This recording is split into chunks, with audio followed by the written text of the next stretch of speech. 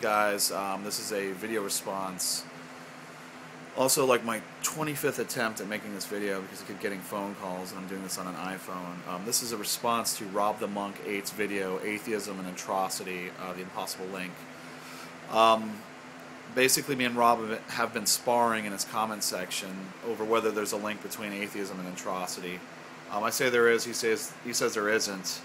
Not only does he say there isn't, the title of his video is that the link is impossible. We can't even demonstrate it, that there might be a link.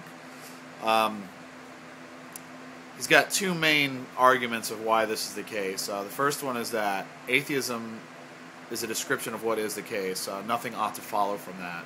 So no sort of behavior is going to follow from what is the case.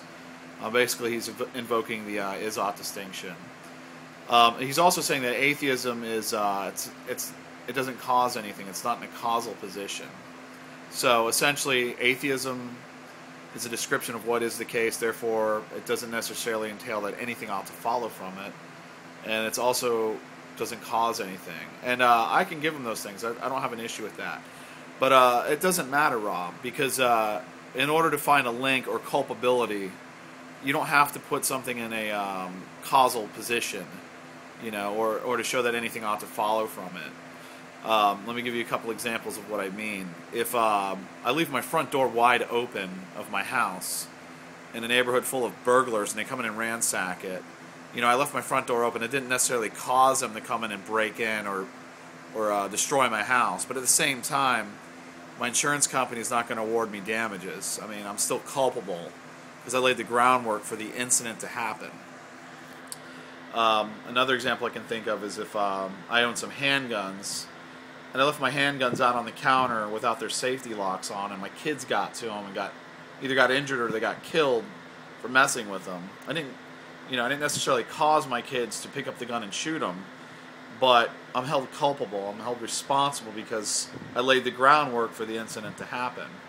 Now, if you tell morally fallible creatures, and human beings are morally fallible, if you tell them that there is no right or wrong, do you really think that this message is going to have no influence on their behavior after that point? And I know what you're going to say, that it doesn't follow from atheism that there is no right or wrong. I say it does. And you haven't demonstrated to me that it doesn't.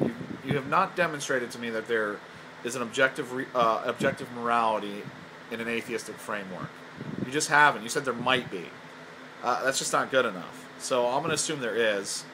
And when you look on YouTube, most atheists on YouTube seem to agree. They're the ones that are arguing for moral relativism, moral subjectivism, and moral nihilism. None of these things follow from any kind of theism. These things follow from atheism, and I believe that their atheism is influencing their views on the ontology of morality. That's why they're the ones arguing for these things. So you need to demonstrate it, not just assert it. So essentially what I'm saying is the link isn't impossible. The link is very much demonstrable.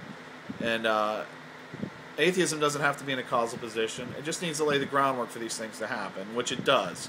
If you go around telling people that there's no right or wrong, which I think is linked to atheism, there's no moral objectivity if atheism is true. I've yet to see how this can be the case.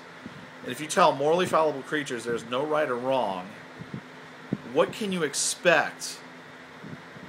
What kind of behavior are you going to expect once you give them that kind of message? And that's pretty much all I got to say. That's the link.